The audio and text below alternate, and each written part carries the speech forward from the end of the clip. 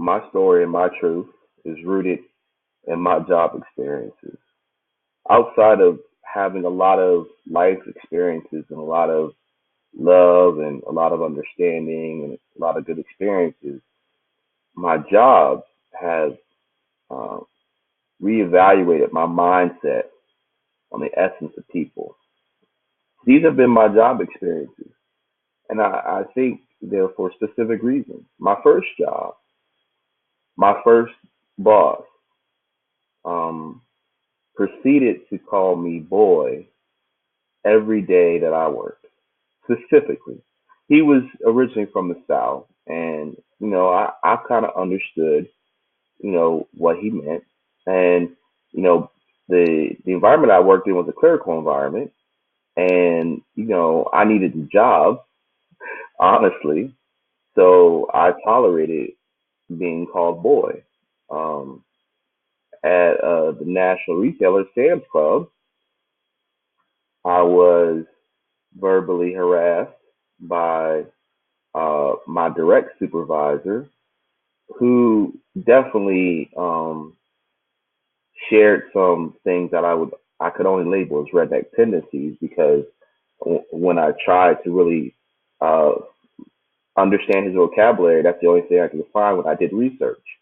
But more importantly, the actual supervisor or manager of that particular Sam's Club, he had a penchant for talking really straight about who we needed to hire and stuff like that whenever we'd have meetings. He would specifically say things like, looks like we need to hire some more spicks or some more niggers. And this was a job experience. I think eventually he lost his job. I'm not really sure, but I know something happened at that one location that changed a lot of things because I know there was issues with how women were being treated, specifically Hispanic women.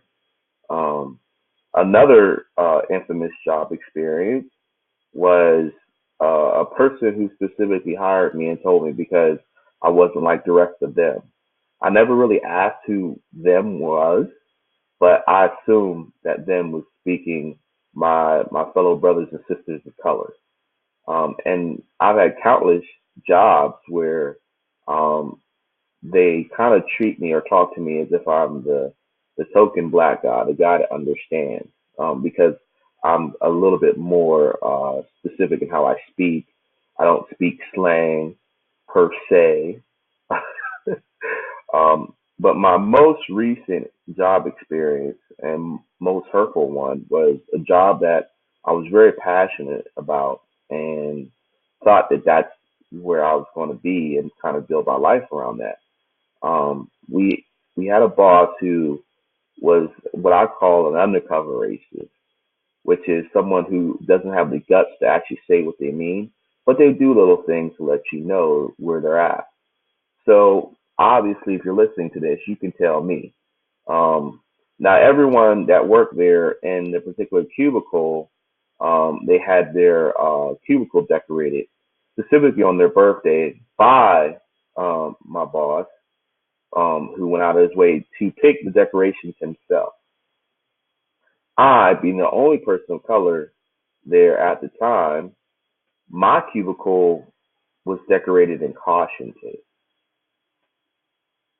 I don't know if I ever alluded to anything had to do with caution tape, but that's how it was decorated.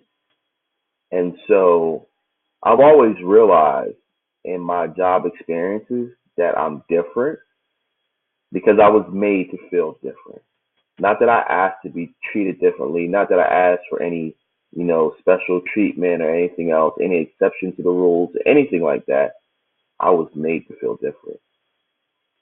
So, the best thing I could say is I've learned in life that everyone doesn't have the best intentions, and a lot of people have this legacy mindset of I'm going to act and conduct a certain way because perhaps my parents did it, perhaps my ancestors did it, and I found the last job experience very indicative because this person was originally from Kansas, and I don't know anybody in Kansas, too much. I know a few people, and the people that I do know are pretty cool. So what I don't understand is Why do people have to treat people a certain way and leave them with a life experience that may actually leave that person scarred? So, thank you, Oprah, for sharing your story as well as the many women out there sharing their story, because I truly understand what it means now to say me too.